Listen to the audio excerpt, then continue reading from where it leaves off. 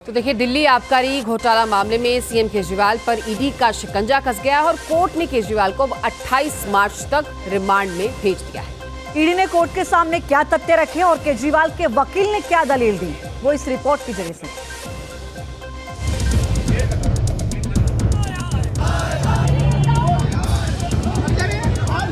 ये लोकतंत्र पर हमला है।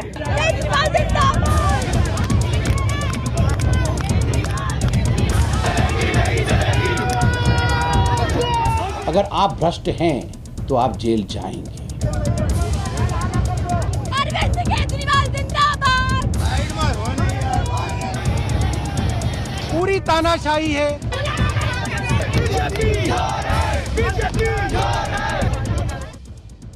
अरविंद केजरीवाल की गिरफ्तारी के बाद दिल्ली, हरियाणा, पंजाब समेत कई जगहों पर बवाल मचा।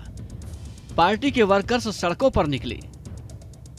नेता हो या कार्यकर्ता, सभी का ये कहना है कि गिरफ्तारी गलत है, बदले की कार्रवाई से की गई है।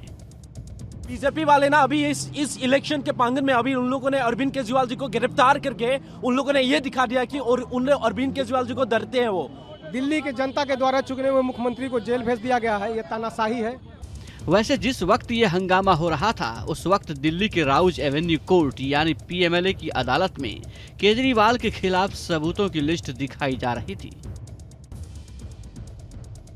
ईडी ने कोर्ट में कहा कि शराब नीति घोटाले में 17 अगस्त 2022 की एफआईआर के तहत गिरफ्तारी हुई। केजरीवाल को घोटाले का किंगपिन बताया। ईडी ने बताया कि केजरीवाल के घर 150 पन्नों के दस्तावेज मिले हैं। इन पन्नों में 2 ज्वाइंट डायरेक्टर स्तर के अधिकारियों का विवरण मिला है। जांच एजेंसी को शक है कि केजरीवाल अपने पक्ष में इन अधिकारियों की जासूसी करवा रहे थे। दावा किया जा रहा है कि ईडी इस जानकारी का इस्तेमाल केजरीवाल के खिलाफ करेगी। सवाल ये है कि केजरीवाल के तार इस कथित घोटाले से जुड़े कैसे? तो इस पर भी ईडी ने जवाब दिया, गोवा कार्टल और साउथ कार्टल। साउथ कार्टल जहां से पीओसी यानी प्रोसीड्स ऑफ क्राइम आई और आम आदमी पार्टी को मिली।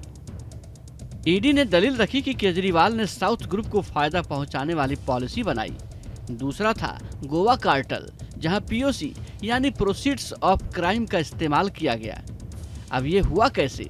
ईडी को गोवा कार्टेल से इसका लिंक मिला, सबूत मिलने का दावा किया गया। आरोपों के मुताबिक दिल्ली के मुख्यमंत्री के कविता के संपर्क में थे।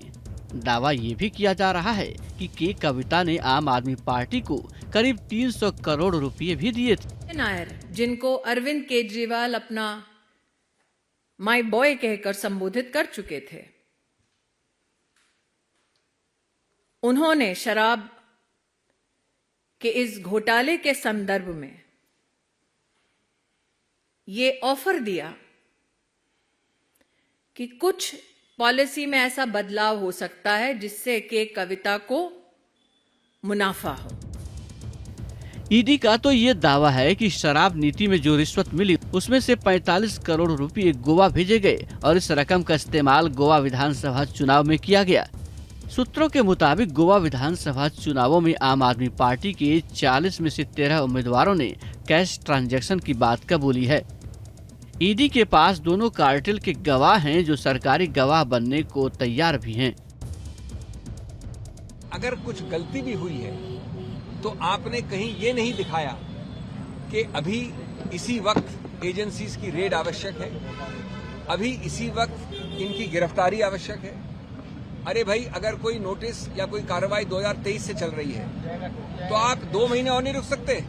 दिल्ली में हुए शराब घोटाले ने अरविंद केजरीवाल और उनकी पार्टी की साख पर सवाल खड़ा किया है।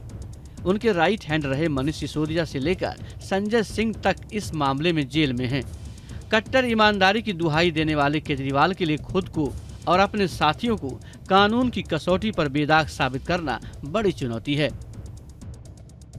Team news nation.